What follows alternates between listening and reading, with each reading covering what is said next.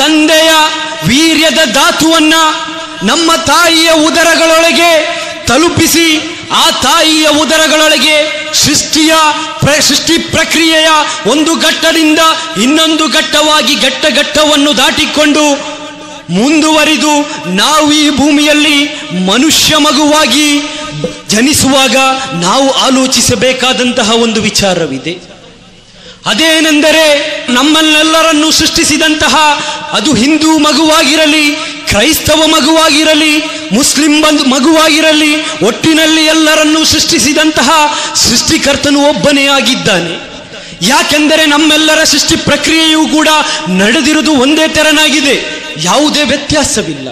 ಹಾಗಿರುವಾಗ ನಾವು ಜಾತಿ ಧರ್ಮಗಳ ಗೋಡೆಯ ನಡುವೆ ನಾವು ಬದುಕುತ್ತಿರುವುದಾದರೂ ಅದಕ್ಕೆ ಕಾರಣವಾದರೂ ಏನು ಎಂಬುದನ್ನು ನಾವು ಯಾವತ್ತಾದರೂ ಚಿಂತಿಸಿದ್ದೇವೆಯ?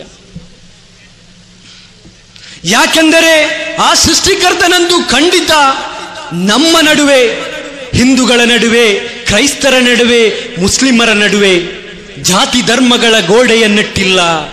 ಬದಲಾಗಿ ಸೃಷ್ಟಿಕರ್ತನು ಮನುಷ್ಯರೆಲ್ಲರ ಸುತ್ತಲೂ ಗೋಡೆಯನ್ನಿಟ್ಟಿದ್ದಾನೆ. ನೀವು ಸರಿಯಾದ ಮಾರ್ಗದಲ್ಲಿ ಸಂಚರಿಸಬೇಕು. ಆ ಸೃಷ್ಟಿಕರ್ತನ ನಿಯಮ ನಿರ್ದೇಶನಗಳನ್ನು ಜೀವನದಲ್ಲಿ ಅಳವಡಿಸಿಕೊಂಡು ಮೋಕ್ಷದ ಮಾರ್ಗದಲ್ಲಿ ಹೋಗಿ ಸೇರಬೇಕು ಎಂಬಂತಹ ಉತ್ತಮವಾದಂತಹ ಒಂದು ವಿಚಾರವನ್ನಿಟ್ಟುಕೊಂಡು ಸೃಷ್ಟಿಕರ್ತನು ನಮ್ಮ ನಡುವೆ ಗೋಡೆಗಳನ್ನಿಡದೆ ನಮ್ಮ ಸುತ್ತಲೂ ಗೋಡೆಯನ್ನಿಟ್ಟಿದ್ದಾನೆ. ಹಾಗಾದರೆ ನಮ್ಮ ನಡುವೆ ಜಾತಿ ಧರ್ಮಗಳ ಗೋಡೆಯನ್ನಿಟ್ಟಿದ್ದಾದರೂ ಯಾರು? ನಾವು ಆಲೋಚಿಸಬೇಕಾಗಿದೆ ಈ ನಿಟ್ಟಿನಲ್ಲಿ. ಪ್ರತಿಯೊಂದು ಧರ್ಮಗಳಲ್ಲಿಯೂ ಕೂಡ ಆ ಧರ್ಮವನ್ನ ಜನರಿಗೆ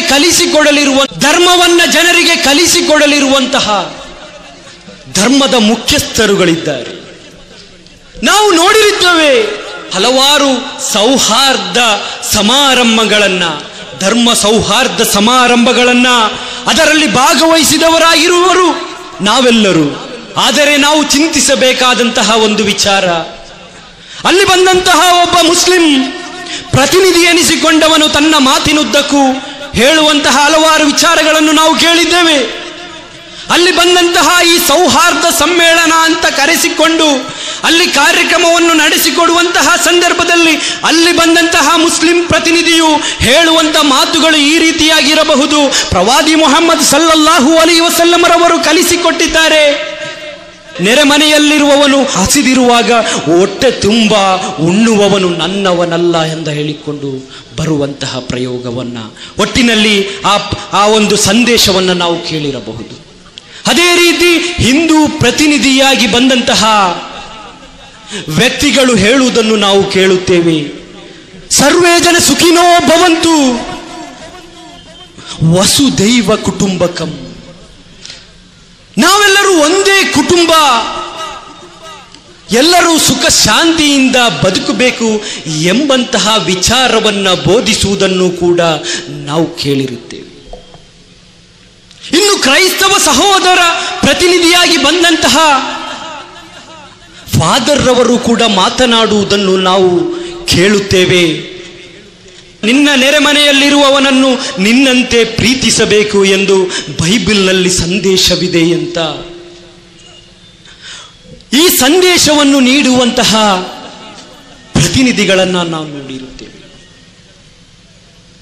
ತನ್ನ ಮುಂಭಾಗದಲ್ಲಿರುವಂತಹ ಸಭಿಕರನ್ನ ಸಂತೋಷಪಡಿಸುವ ಏಕೈಕ ಉದ್ದೇಶದಿಂದ ಮಾತ್ರ